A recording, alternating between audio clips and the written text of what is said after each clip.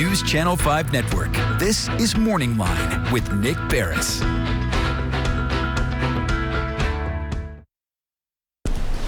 Good morning, everyone. Thanks for joining us on Morning Line. Nick Barris here. This is a live show. I've been off for about a week and a little bit more than that for the Thanksgiving holiday and, some staffing issues and things like this. But we're back live now, and we'll be having live programs, for the most part between now and Christmas. I hope you had a very good Thanksgiving holiday and had some nice time off and got to see family and such. We're going to talk this morning, as we always do getting into the holiday season, about ways, you can help those who maybe need help themselves. And there are lots of organizations we're going to be talking about in the weeks to come that are very involved with this. One that's been here from the very beginning, one that I personally do what I can to support. And there's a lot. Every one of us has to make a choice. We wish you could give to everyone, but I make my choices on various charities and organizations to make donations to. And this is one of them that I do, and I try to be involved with it because from the very beginning, from when I moved here back in '95, I got the lowdown from Larry Britton, who is my co-host on this show, about how the Nashville Rescue Mission is a place that does good for everyone, and it continues to this day. And that's what we're going to talk about this morning with Glenn Cranfield, who's the president and CEO of the Nashville Rescue Mission. Back when Larry was on, we called it the Nashville Union Rescue Mission. That's right. The name changed. I'm not sure how long ago. It's probably a decade or so ago. Yeah. At least that. I've been there for 10 years since it's been Nashville Rescue Mission, all since I've been here, yeah. All right, so yeah, that's right. You've been here 10 years now. It'll be 10 years this winter, yeah.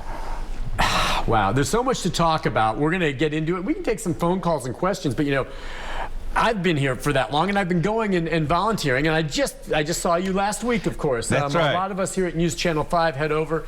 You're always kind enough to invite us, and we're glad to come and assist and help feed on Thanksgiving, or the day before Thanksgiving. I was there on Wednesday. Yeah, and I tell you, that really means a lot to the people you serve, too. When they go through the line and they see you, because they watch TV as well. They do. And they know you from TV. And they know Leland. They know Leland, And they see you there serving them. It really means a lot to them. Well, and I'm glad. And we show up and help out on Thanksgiving, but it's not like we just show up at that time we always try to promote things that are happening with the mission, and when you're trying to help folks and then make donations as well.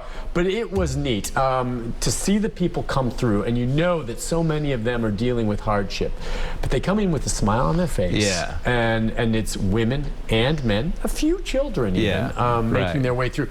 How many came through this year for the meal? And about 4,000 over the two-day period. Okay, wow. And so that's a lot of folks that are in need at Thanksgiving time. Nick, the thing that really strikes me, and I'm sure it does you too, when they come through the line, you're talking about they're smiling, and they're so grateful. Yeah. And it's the Thanksgiving holiday, and they're thankful. And I was standing there at the door, helping pass the trays out, and they would look at me and say, "Thank you." I know. And it's just it's kind of a forgotten polite thing to do. Yeah. And here we are with the homeless and the poor and the people that are so in need. Dealing with the hardship, Yeah, dealing with hardship, and look at you with the meal, and they say thank you. And they mean that from the bottom of their heart. Yeah, they do. And it's interesting, every single one, and you I know, get to know some of the backstories, especially for those who end up staying there, but I'm always wondering, so what is the story with some of these individuals? And it's varied, and you have people of various ages now. Right. Okay, it's a cross-section. Back when Larry and I used to do it, the mission was predominantly older men. Right. Now it runs the gamut. Much younger. Right. It's not just men. There are women involved as well. Children. Now, they don't all stay at the same place. I know that. But, for some, it may be a chronic case of homelessness that they've dealt with for years. Others, how many of us are a paycheck away? That's right. From something going south and ending up on the street? It's really interesting you bring that up because the issue of homelessness is so complex, and there's no two people that are exactly the same.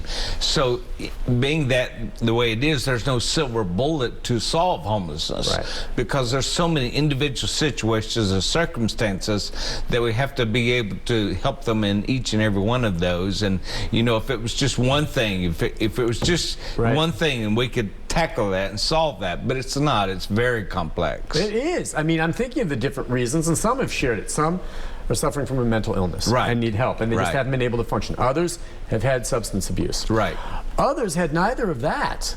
But all of a sudden, you know, a ton of bills, a medical condition, a loss of a job, and no other help out there for them, and they lost a place to live that show up. And many of them exhaust the different help. You know, they have family to help, and they do that for a while, and churches and different things. Then after a while, really hasn't been enough to help them get back on their feet again, and they've exhausted all those different avenues, and then they come to us for help. So it's pretty much, would you say, your organization and a handful of others here in Middle Tennessee are the last resort? Absolutely, yeah. So you're getting them at their lowest point.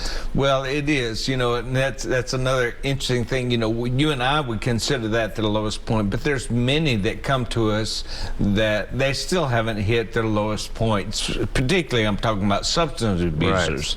And so whenever they really grab a hold and figure out, you know, this is my only help that I have left, then we're able to really minister to them and help them get back on their feet again. So yeah, you're right. It is very low. You know, and I tell people the highs are very high. For me, you know, the successes and the wins and putting people into housing and getting off of drugs and graduating with our GED and different programs, those are so great. But the lows also are very low, you know, and so when we take that into the grand scheme of things, we're just able to help everybody that needs help. There are people that are hungry, there's people that need food, there's people that need assistance in that area, and we're just so grateful for folks like you to come and to help serve you guys and are the provide ones that the do meal the real work.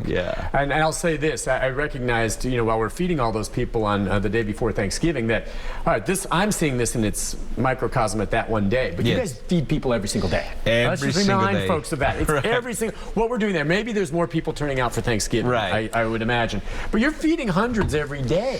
Every day. 12 to 1,500 meals a day. So, I mean, that is something that's a daily thing, and that's what I always try to remind folks.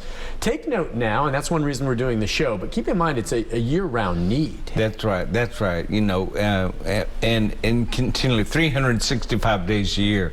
During the winter time, it kind of ticks up a little bit, as well as in the heat of the summer, but we're feeding between 12 and 1,500 meals a day, and about 800 people spend the night there every night. Wow. All right, before we take our first break, I want to take a call from Ann for you this morning. Ann, good morning. Hi, Ann.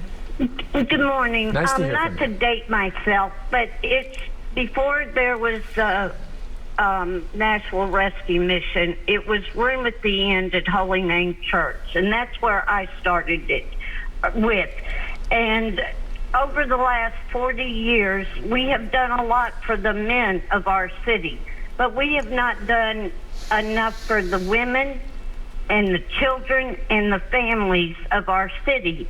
Yesterday was Giving Tuesday. Please reach out to those facilities that shelter our families that are now on the street. There is a very important meeting going on at the public library tonight with Jim Shulman. All stakeholders of our city can go and give input on how we can address the homelessness in our city. Yes, our people can get a bag lunch and they may get a warm meal, but they don't have a place to go sleep at night. They don't have a warm bed for their children to sleep in our city over the last 40 years has not done anything significant to provide housing for these people. We've watched our encampments grow. We've watched the shelter, the people living under our underpasses, along our railroad tracks, along our pathways, along our greenways, and we've done nothing until the areas where people with money say, we don't want to see this anymore. Let's take down this encampment and move these people somewhere else. And that's what our city has done for the last 18 months. And now our city wants to do something about it. Our mayor needs to do something concrete, and our city needs to do something for the families, the children, and the people in our city that are living homeless on our street. Very well said. Listen, I'm going to let you respond in detail. We have to take a break on that. Just, I do know that the Vice Mayor, who is a frequent guest on this program as well, Jim Shulman, is having. Are you going to be involved with that meeting? Yes, we are. I assumed you probably are, and we'll talk about that because Ann, as always, is right on point. A lot of discussion. And look, it's not the first time. This is a problem that's been around for decades, obviously, as the mission has. But maybe there's some new ideas. We'll talk about that and get your reaction to her call right after this. Stay with us.